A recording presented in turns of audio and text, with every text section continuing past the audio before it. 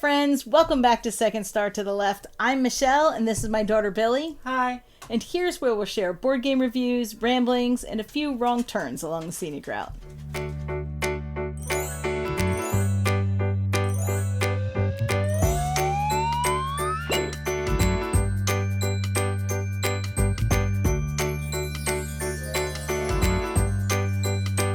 Billy and I always have a good time doing challenge videos, and we were tagged by Libby and Julian over at Box Meeples to do Rolling Reggie's mid-year board game challenge. If you haven't checked out either of those channels, either Rolling Reggie or Box Meeples, you should take a moment and go do that. Mm-hmm. But come back. maybe after the video. So basically, the mid-year board game challenge is a series of questions about how our board gaming year is going so far. We decided to make one list, and then if we disagreed on an answer, we would give you both our options. But for the most part, since we game together, our list would have been pretty much the same. So we're going to start with question number 1, which is, what is your favorite game so far in 2024?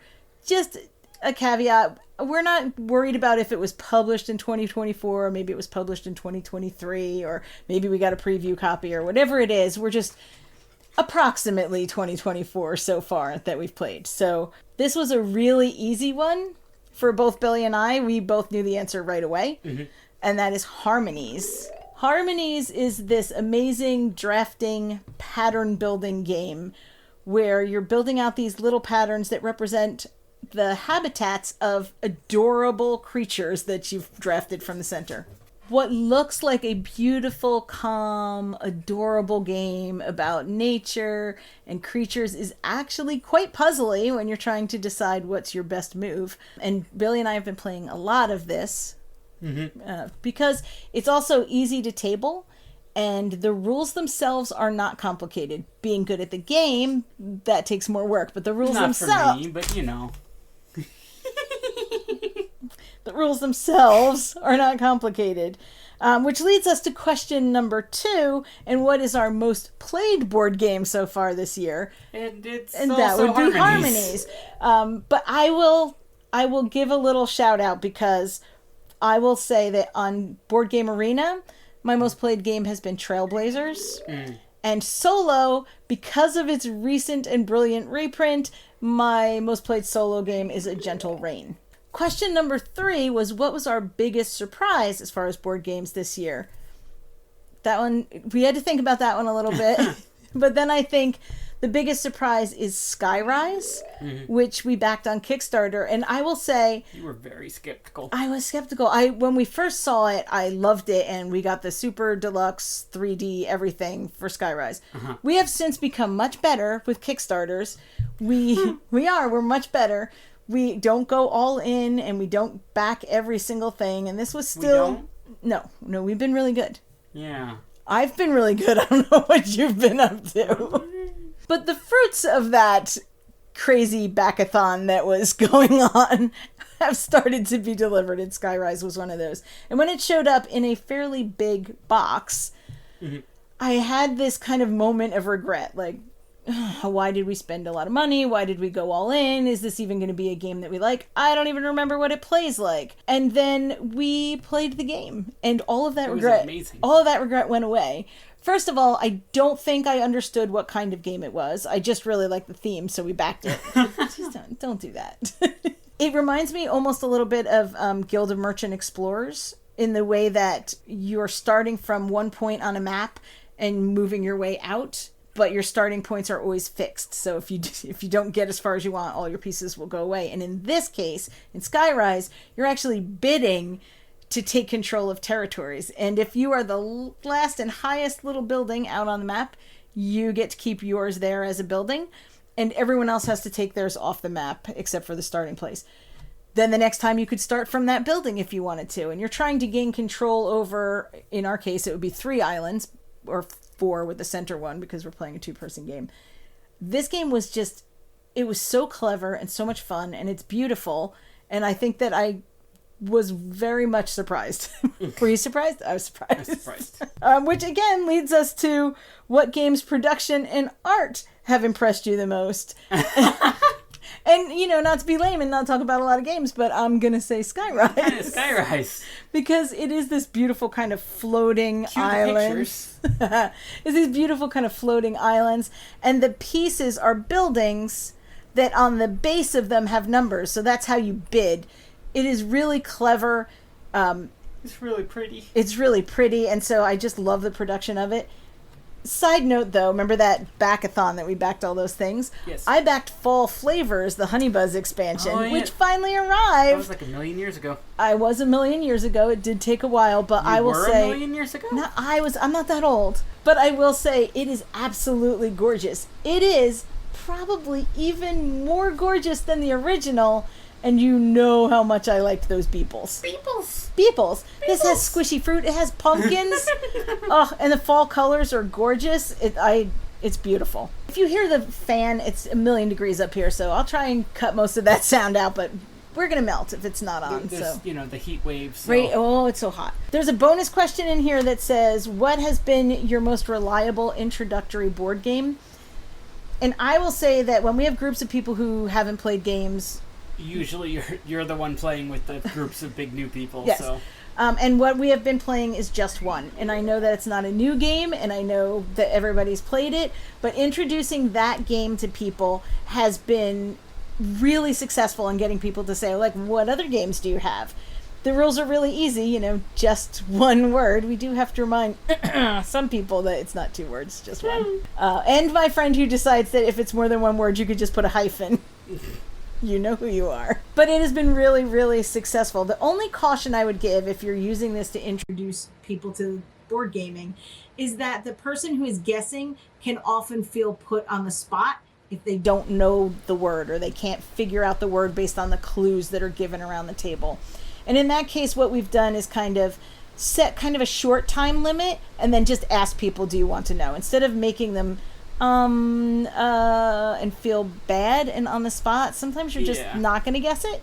Or sometimes we'll give them an extra clue. We don't even keep score. So we're just playing to have a good time and show people that, just getting a bunch of people around the table is good for a lot of laughs. The next question is, what game do you most want to get off your shelf of shame? Or in our case, the giant unplayed games table. The Mountain of Shame. The Mountain of Shame. I'm sorry, Opportunity. Sure. I'm just calling them unplayed games. It's fine. That works. There is one that has been looming over our heads forever that I desperately want to play. I was so excited when it got here on one of those giant Kickstarter orders.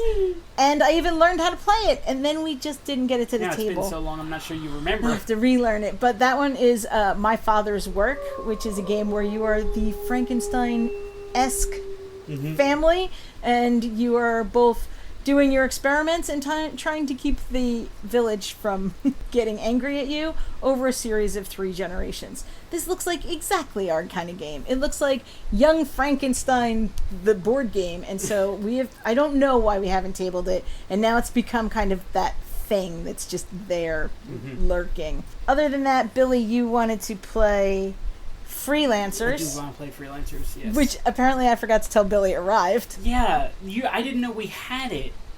Oops. So we'll have to learn that one. And I really want to learn how to play Septima. So look for the 2 spooky ones to come show up in the fall.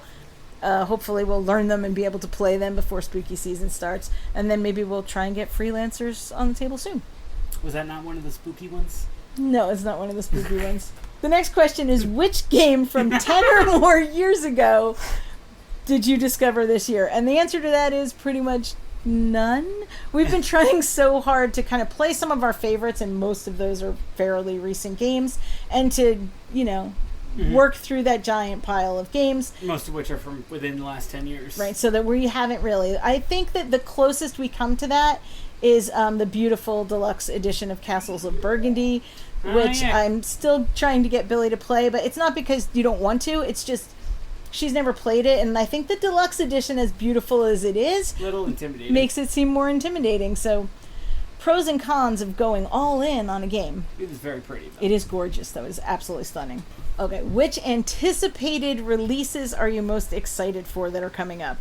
This was easy for me. Yeah? It was simple for me because from the moment I saw the cover of this game, I knew that we wanted it, and that is Gnome Hollow. Gnome Hollow is going to be a tile placement, worker placement game where you are building out a little tabletop garden with mushrooms and flowers. Or mushrooms. As long as they don't have to eat them, it's fine. How adorable are gnomes making a garden, and the artwork is gorgeous, and it's what we do, right? It's tile placement and adorable gnomes. So that is my most anticipated game. And I'm going to make it your most anticipated game because you don't spend hours and hours looking at what's coming. And they're gnomes. Yes. Gnomes. Billie and I are huge fans of like Brian Froud gnomes and all the artwork that goes with it. And while these don't look like those, it's still in the gnome spirit.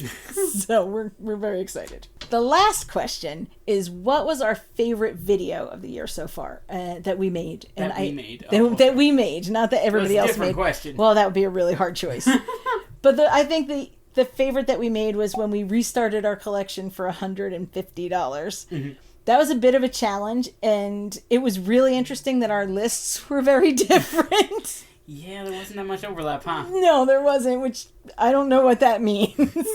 But it also pointed to what kind of games we like the most and which ones we were just not going to miss out on the list, even if they were a little pricier. It was a really fun experiment. If you haven't done it, go ahead and take a pen and paper and see what you can get for $150 to restart your collection. It's a really interesting look at what you play the most and what's most important to you. That's our list of answers. We aren't really going to tag anybody specific, but if you're watching and you have a channel, then please share and do this with us. And if you're watching and you don't have a channel, then go ahead and do it anyway and throw them down in the comments so we can all share. Yay. Or you can do it on the Discord. I will put the information for the Discord down below, and you can join and talk about all of these questions and play games on Board Game Arena and meet a lot of very, very wonderful people. And also, you're there. Thank you for watching. If you like what you see, or if you'd like to keep watching until we get one right, then please like, subscribe, and share. As always, open tables, open minds, and play yourselves. Bye. And corn cob. No. The answer. Corn cob. No. It's a no. It says right there. The next question. Cob. No. Cob. Stop. Corn cob. And I will put the information to join our Discord down in the comment. Oof. Blah, Blah, blah, blah.